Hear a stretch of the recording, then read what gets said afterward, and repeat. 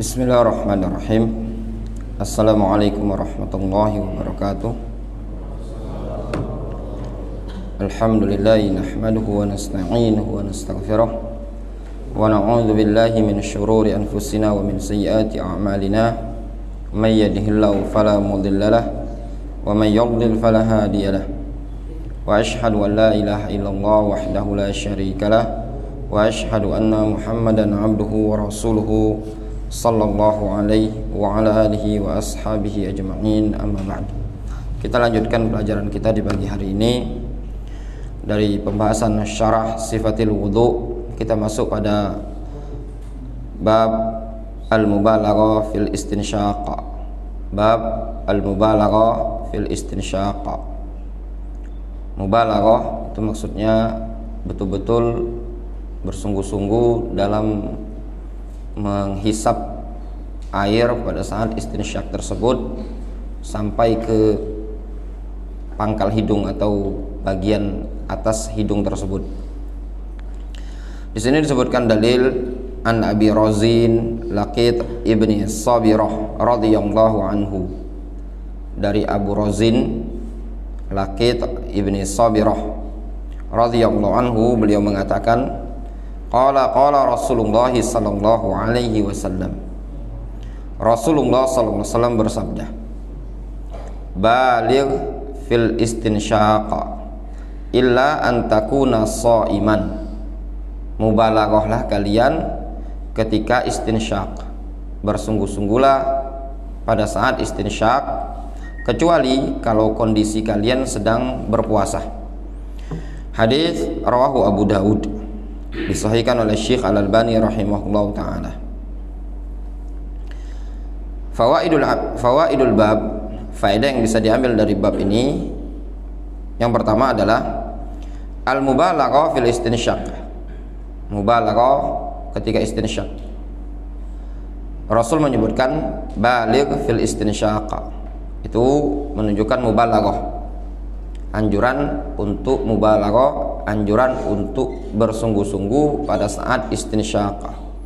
Dia mubalaghah itu yaitu ijtizabul ma bin nafasi ila aqsal anfi.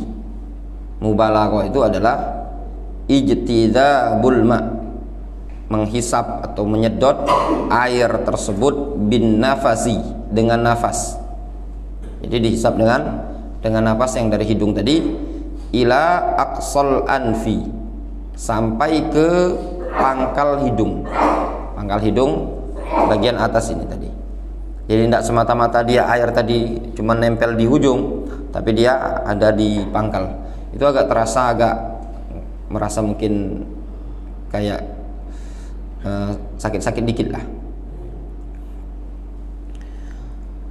Kemudian faedah yang berikutnya, ittafaqal fuqaha ala annal mubalaghah fil istinsyaq sunnatun li ghairis shaimi. Sepakat para ahli fikih, sepakat, fuqaha sepakat, mubalaghah yang menghisap air ketika istinsyak sampai ke pangkal hidung tadi hukumnya sunnah li ghairis shaim, bagi orang yang tidak sedang berpuasa. Itu hukumnya sunnah.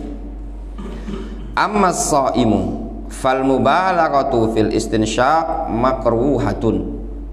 Adapun orang yang berpuasa, maka mubalaghah ketika istinsyak tersebut hukumnya makruh. Bin nisbati lahu li hadits Laqit ibni Sabirah radhiyallahu anhu alladzi fil bab. Hukumnya makruh bagi dia berdasarkan hadis Laqit bin Sabirah yang ada pada bab ini tadi. Rasul mengatakan, mubalaghahlah, sungguh-sungguhlah kalian dalam beristinsyak, kecuali kalau kondisi sedang puasa. Difahami mafhum dari hadis ini, kalau tidak sedang puasa maka dianjurkan mubalaghah. Namun pada saat puasa dikecualikan oleh Rasulullah SAW agar tidak melakukan mubalaghah ketika istinsyak.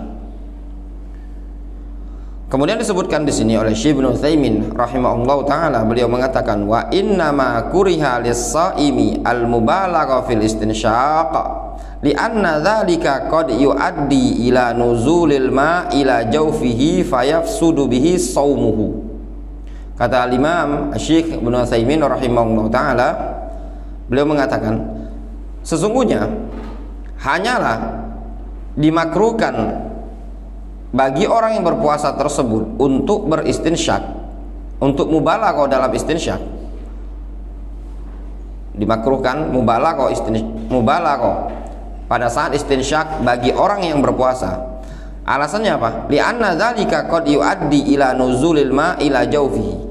Dikarenakan mubalaghah sungguh-sungguh tadi, sedotan yang dengan napas tadi betul-betul sampai ke pangkal hidung, kata beliau, dikarenakan hal tersebut bisa mengantarkan turunnya air sampai ke bagian dalam, ke rongga dalam. Sehingga kalau dia terlalu dalam menyedotnya tadi ketika sedang berpuasa, nanti khawatir airnya masuk ke dalam. Fayafsudu bihi shaumuhu, sehingga puasanya batal.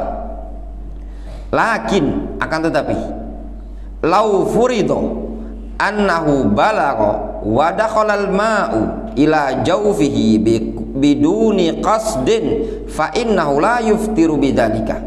Namun kata Syekh Ibnu Utsaimin, Syekh Muhammad bin Shalih Al-Utsaimin, beliau mengatakan kalau seandainya, anggaplah katanya, kalau seandainya orang tersebut melakukan mubalaghah, penyedotan air ke dalam hidung tadi terlalu dalam, kemudian masuk ke rongga dalam, maksudnya ke bagian badan dia, ke perut turun, biduni qasdin, tanpa ada niat kesengajaan, fa innahu la yuftiru bidzalika, maka puasanya tidak batal dengan tindakan tersebut. Maksudnya, kalaupun dia melakukan mubalaghah ketika berpuasa tanpa disadari karena kan terdorong tanpa sengaja air tersebut masuk ke dalam rongga, maka puasanya tidak batal. Namun tindakan mubalaghahnya pada saat dia sedang puasa itu hukumnya makruh. Li'anna min syurutil fitri ayyakuna shaim qasidan, dikarenakan syarat batalnya puasa tatkala orang yang berpuasa tadi ada unsur kesengajaan. Li fi'li ma yahsul bihil fitru, ada unsur kesengajaan untuk melakukan perbuatan yang bisa menyebabkan batalnya puasa. Mereka para ulama menyebutkan puasa itu batal dengan 3 sebab, dengan 3 syarat. Yang pertama, al-ilmu bihi, dia punya ilmu, dia tahu kalau ini adalah pembatal. Yang kedua, biqasdihi, dengan keinginan dia sendiri. Yang ketiga, bikhtiyarihi, ya, ikhtiar, dalam artian adamul ikrah, tanpa ada yang memaksanya dia. Ketiga-tiganya ini tadi tatkala terkumpul barulah puasa dikatakan batal. Kemudian ini hukum mubalaghah ketika istinsyak, hukumnya sunnah dengan kesepakatan para ulama ahli fikih. Kemudian disebutkan di sini pada halaman berikutnya, bab ghuslil wajah, bab mengusap wajah. Kemarin berkaitan dengan istinsyak, hukumnya wajib ya, hukumnya wajib. Adapun istinthar, mengeluarkan air dari dalam hidung tadi, hukumnya ada khilaf di kalangan para ulama, ada yang bilang wajib, ada yang bilang sunnah. Jumhur menyatakan sunnah, atau 4 imam mazhab mengatakan sunnah. Sebagian para ulama mengatakan hukumnya wajib. Adapun membasuh wajah yang disebutkan di sini, ini perkara yang sudah ma'ruf, itu hukumnya rukun ketika berwudu. Bab ghuslul wajhi, bab membasuh wajah. Wa qaulullahi azza wa jalla, dalilnya adalah firman Allah subhanahu wa ta'ala, idza qumtum ilas salati faghsilu wujuhakum, apabila kalian bangkit hendak melaksanakan salat, maka basuhlah wajah kalian. Disebutkan dalam surah Al-Maidah ayat yang ke-6. Wal wajhu, yang namanya wajah, indal Arab, di kalangan Arab, orang Arab menyebut istilah wajah ma hasalat bihil muwajahah, sesuatu yang dengannya terhasilkan muwajahah, hadap-hadapan. Itu disebut dengan wajah, sesuatu yang dipakai untuk hadap-hadapan. Orang kalau berhadapan yang menggunakan wajah. Wa hadduhu, adapun batasannya, batasan wajah, ma baina manabitis sya'ri ra'si al-mu'tad ila dzaqan wa muntaha al-lihyaini tulan minal udhuni ilal udhuni ardhon.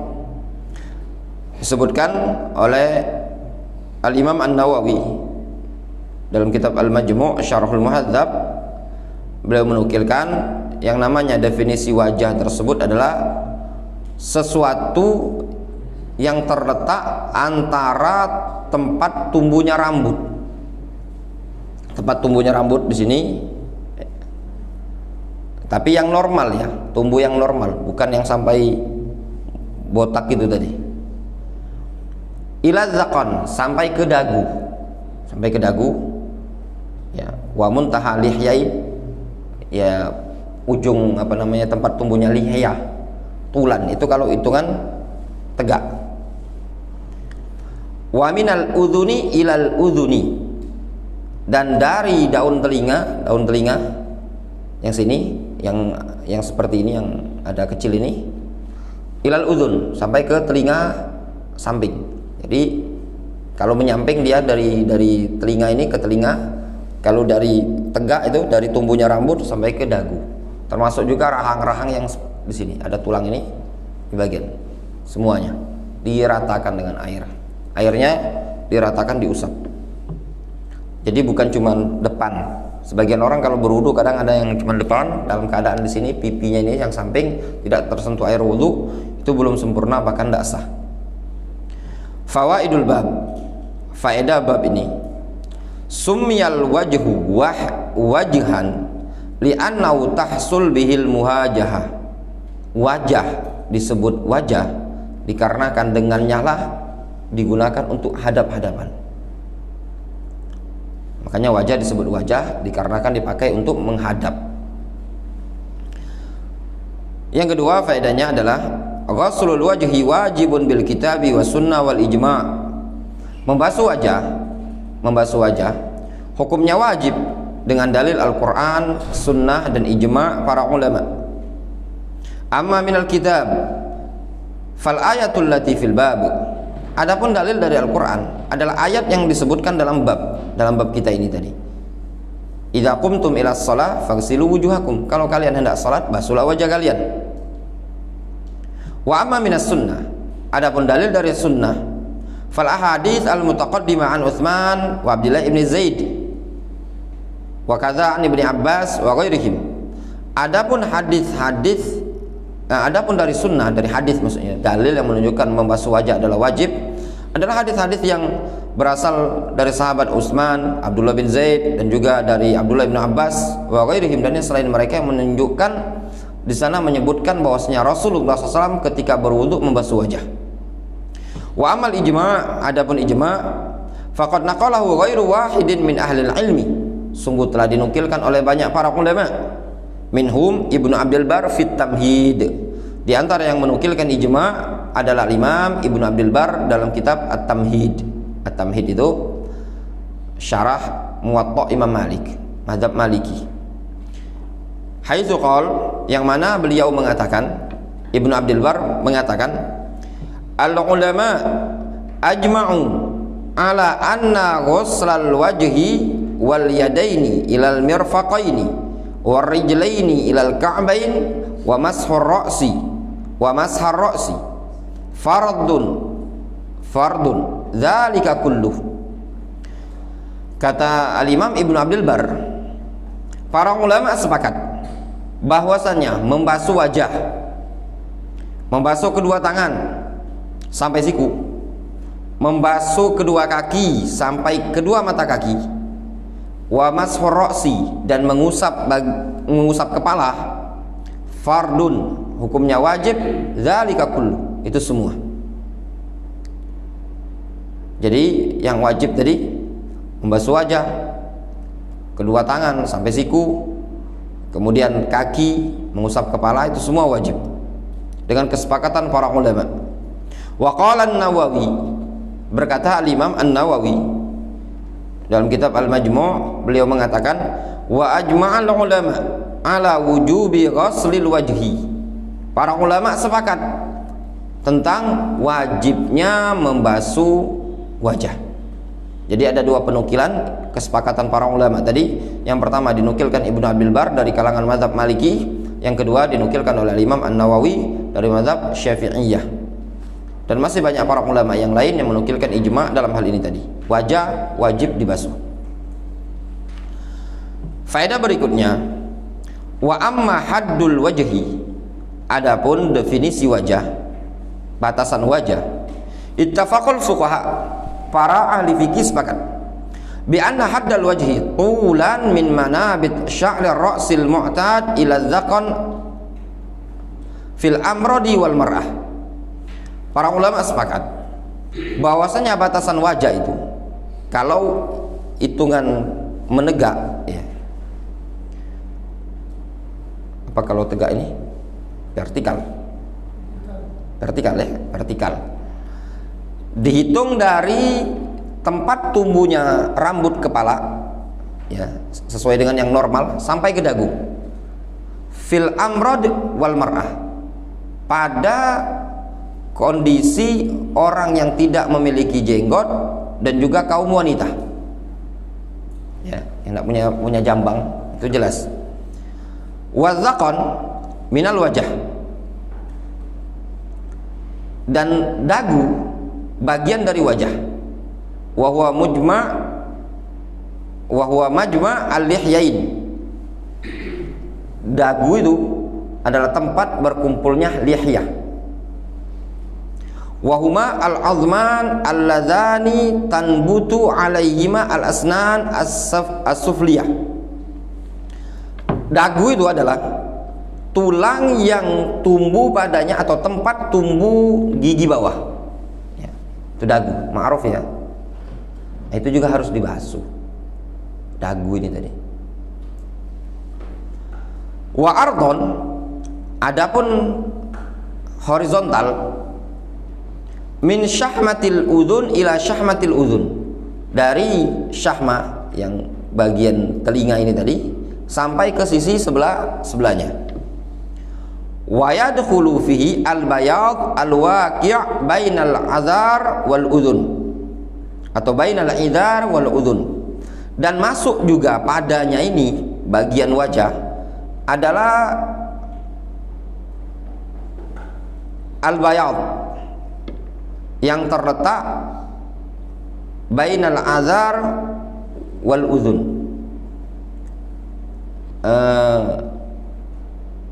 Ya sisi inilah, nah sisi anu ini tadi yang ini namanya azar. Nah yang di samping inilah, nah masuk dia. Azar disebutkan huwa sya'r an-nabit al-muhadi, atau apa namanya, azar itu ini nah apa namanya kalau yang ini loh Kak, nah rambut anu ini, rambut apa istilahnya, kecil ini tadi nah yang mirip ekor ikan ini, nah yang rambut ini di situ disebutkan talik al-idar huwa sya'run nabit al-muhadi lil udhunain baina sadaq wal arid wa huwa awwalu ma yanbut lil amrad ghaliban, yaitu rambut yang tumbuh yang sejajar dengan dua telinga antara sadaq wal arid ya. Itu adalah rambut yang pertama kali tumbuh bagi amrod, biasanya di samping ini tadi ya, itu rambut itu tadi, itu masuk. Jadi yang ini sisi ini tadi namanya bayat, itu tetap dibasuh. Letak dari yang daging yang atau tulang rawan jendol ini tadi dengan antara rambut tadi tetap dibasuh. Intinya tetap dibasuh lah samping ini tadi. Sebagian orang kadang berwudu, yang khususnya awam ya, kadang dia cuma basuh yang bagian depan, yang bagian depan ini tadi. Nah, kalau cuma bagian depan itu tidak sah, sama sekali tidak sah. Dia harus basuh juga bagian pipi sebelah kanan, sebelah kiri, dan yang lainnya tadi harus dibasuh semua, ratakan.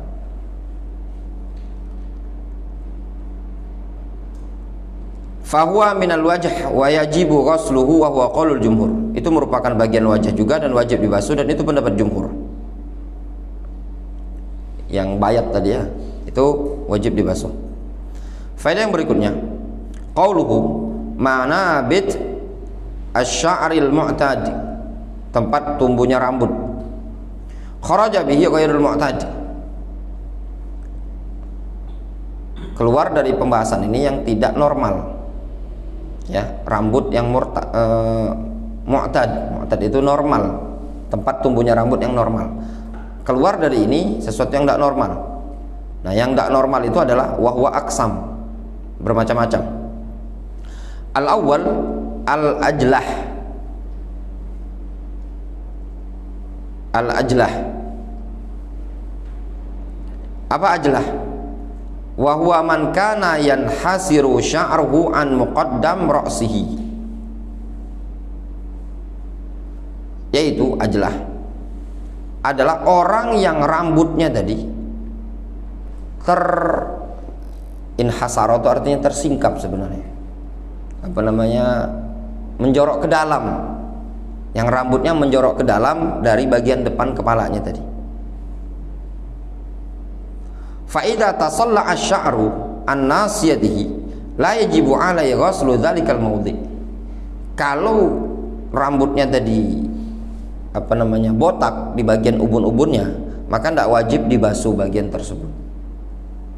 Rambut profesor lah ya, itu disebut bahasa Arabnya al-ajlah. Qala an-Nawawi bila khilafin, tanpa ada khilaf di kalangan para ulama. Jadi untuk yang botak itu, yang di sininya botak di ubun-ubunnya, itu tidak wajib dibasuh ini tadi, tapi masuk ke pembahasan diusap nantinya. Li'annahu minar ra'si, dikarenakan itu bagian kepala, bukan bagian wajah. Ats-tsani, yang kedua dari yang tidak normal, al-afra huwa alladhi yanzil sya'ruhu ilal wajh, itu orang yang rambutnya turun sampai ke arah wajah, dalam artian sampai dahinya pun penuh dengan rambut. Fa yajibu alaihi ghusluhu, maka wajib dibasuh sama dia. Walau kana alaihi sya'run, kalaupun ada rambut, meskipun ada rambut.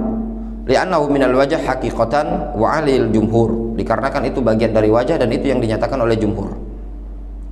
Ats-tsalits, yang ketiga, al-anza. Al-anza maknanya wan naz'atan maknanya adalah humal bayad alladhi inhasara anhu sya'ru ra'si min janib muqaddam ra'sihi fala yajibu ghusluhuma li'annahuma minar ra'si. Naz'atan yaitu al-bayad ya, sesuatu yang putih bagian yang rambut dari sisi samping ini tadi. Kalau tadi yang ajlah tadi kan yang bagian atas, ini bagian samping ya, dari bagian depan. Jadi tidak berambut tuh bagian ini lah. Kalau yang atas namanya ajlah, kalau samping tadi anza namanya. Jelas maksudnya? Istilah Arabnya tadi. Kalau atasnya botak ini, bagian ubun-ubun botak, bahasa Arabnya ajlah. Kalau yang samping ini tadi anza. Nah, anza ini tadi juga tidak wajib untuk dibasuh, tapi masuk pembagian bagian kepala, dia diusap. Wallahu alam, untuk yang samping ini jarang dilihat ya. Yang di sini sampai dia tidak ada rambut, di sini ada tapi sampingnya yang tidak ada. Yang seringnya kita temui kan bagian atasnya di ubun-ubunnya. Kemudian wa amal maksud bi ghuslil wajh, adapun yang dimaksudkan dengan ghuslul wajh, fahuwa isalatul ma, maksud dengan membasuh wajah, isalatul ma alal wajh, mengalirkan air di wajah, wa ta'mimuhu bihi, dan meratakannya, walau lam yataqatar, meskipun air tersebut tidak menetes. Jadi bukan suatu inti air tersebut banyak, tapi yang diinginkan adalah meratanya air tadi. Makanya mereka para ulama menyebutkan air tersebut harus ada bentuknya. Di tangan itu harus ada, cidukan itu tadi harus ada, walaupun mungkin sedikit. Jadi bukan sama sekali kosongan. Kalau kosongan itu namanya mengusap. Tapi air tadi ada, ketika ditempelkan ada air tadi, kemudian air diratakan. Difahami? Itu namanya membasuh. Sehingga yang namanya al-ghuslu itu isalatul ma, mengalirkan air. Meskipun air tadi tidak lagi tersisa, tidak netes. Rasul kan sangat irit hemat ketika berwudu. Itu menunjukkan air itu ada, namun ketika diusap merata dan tidak ada yang menetes. Difahami? Namun ingat tadi, ketika hemat bukan berarti dia melakukan pengusapan. Misalkan cuma dibawahi, ditadahi di bawah keran, cuma lembab basah kemudian diusapkan, itu namanya bukan membasuh, tapi mengusap. Yang namanya membasuh ada air di telapak tangannya tadi, walaupun mungkin sedikit, cuma sebelah telapak tangan ini tadi, sedikit sekali. Tapi ketika diusapkan sama dia dan itu mencukupi merata. Walau lam yataqatar, meskipun airnya tidak menetes.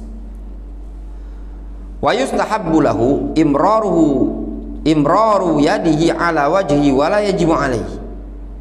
Dan disunahkan bagi orang yang berwudu tadi, imraru yadihi ala wajhi, dia menjalankan tangannya tadi di wajah, wa la yajibu alaihi, dan tidak wajib menjalankan tadi. Itu hukumnya sunnah.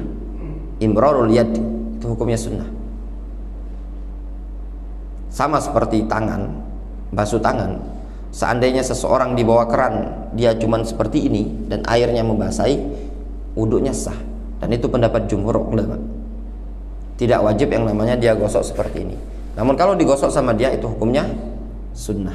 Difahami? Kaki juga sama. Ketika dia basuh kaki misalkan, kadang sebagian orang kan mungkin sudah malas untuk jongkok kan, jadi dia buka keran, kaki ditaruh di bawah keran. Yang demikian itu menurut jumhur hukumnya sah wudunya tadi. Namun yang sunnah sama dia digosok-gosok. Wa amma ma tahta az-zaqan fa innahu la yajibu alaihi ghusluhu. Adapun yang ada di bawah ini, ya, yang ada di bawah dagu, itu tidak wajib dibasuh. Walakin akan tetapi in ghasalahu biqasdi isti'abil wajah kamilan fahasanun. Akan tetapi kalau seandainya dibasuh sama dia dengan niat untuk meratakan pembasuhan tadi pada wajah secara sempurna, maka itu bagus. Qala sahibu Mawahib Al-Jalil, berkata penulis Mawahib Al-Jalil, wa laisa alaihi ayyaghsila ma tahta az-zaqan. Tidak wajib bagi dia untuk membasuh sesuatu yang letaknya di bawah dagu, di bagian bawah ini tidak wajib. Wa hadza mimma la a'lam fihi khilafan. Ini termasuk perkara yang tidak aku ketahui adanya khilaf di kalangan para ulama. Maknanya para ulama sepakat itu tidak wajib dibasuh. Tapi kalau mau dibasuh tidak masalah. Difahami? Ini berkaitan dengan membasuh wajah. Kemudian kita sedikit lagi itu ada hadis. Bab ghuslul wajhi bikiltal yadain. Bab membasuh wajah dengan kedua tangan. Membasuh wajah dengan kedua tangan. Maksudnya kedua tangan gini.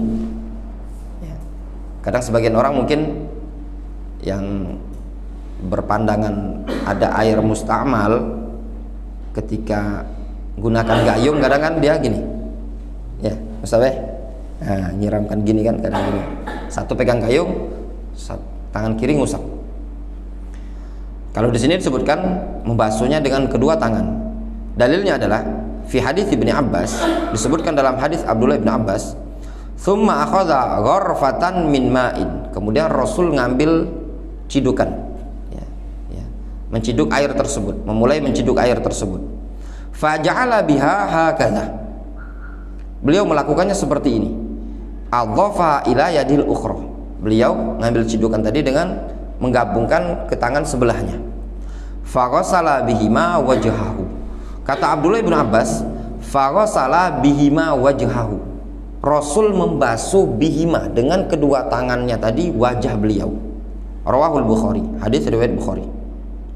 Fawaidul bab, faedah bab ini, al aslu annal mutawaddi'a yaghsil wajhahu bikiltal yadaini li fi'lin nabiyyi sallallahu alaihi wasallam. Hukum asal, orang yang berwudu itu membasuh wajahnya dengan kedua tangan.